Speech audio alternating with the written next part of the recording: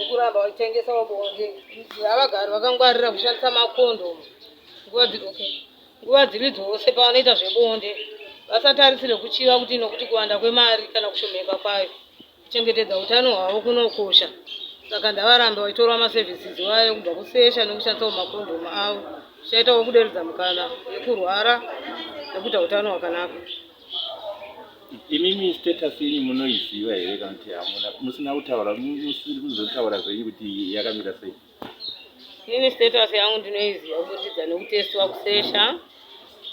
Ini ndiri paart. Ndinonwa mishonga yangu nenguva nemwero semadzidzisiro andakaitwa nana gogo mukati umu. Saka izvozvo zviri kundichengetedza zvakanyanya. Nokuti kana mukanditarisa mungaone sokuti ndinonwa mishonga yakagwinya ipo pano. Wanenge yakareba sei kutora mushonga? Ndane 12 years.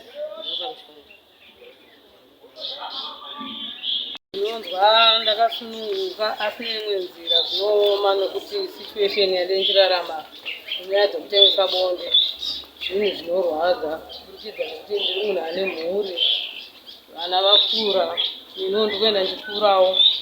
Saka zvinhu zvacho zvinoita sokunge zvinonakidza asi zvinorwadza. Mune makore mangani zita renyu? Mane nguva yakakura zvakadini muchiita basa ramunoita? Ini ndinoitwa Emily Chinake, ndane makore 52. Sex work ndane 22 years ndiri muindustry iyoyo yekutengesa bonde. Ende zvinova zvararamisa vana vangu kuti vakwanise kuenda kuchikoro vapedze nekuita makourses avari kuita. Vana ava vanoziva here kuti mai ndo basa ravo ravari kuita kana kuti munotsvaga rimwe basa rekuudza vana kuti ndiri basa? Vamwe vacho vakura vanozviziva. Asi ndine zvimwewo zvandogona kunge ndichingonyeperawo kutengesa asi madhiri acho ndiwo aya ekutsvaga mari vaya nekutengesa bonde. Munonyemedzera kutengesa chii?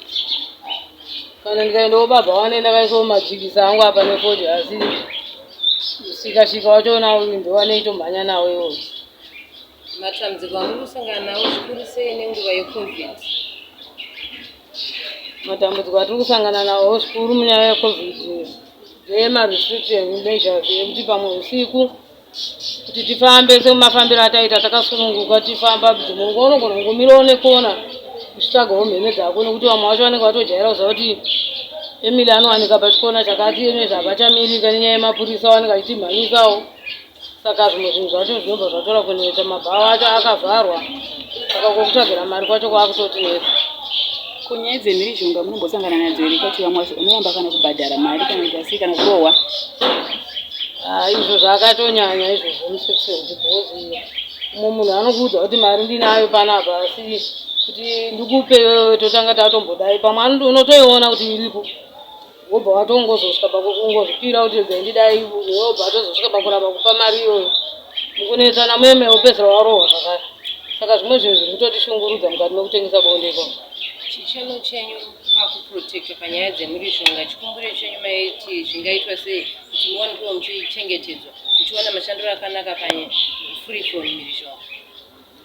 Chemo chedu chachiri kuti mapurisa kudai vari vamwe vanogona kutinzwisisawo kana tinge taenda kunomhangara kuvfU kuti vatibatsirewo nekutichengetedzawo because patinonosvikawo futi ikoko anogona kutaura kuti mhosva yamuri kutoita iyoyo yekutengesa bonde iyoyo wotoharaswa wotopedzera wotoabhuswa futi.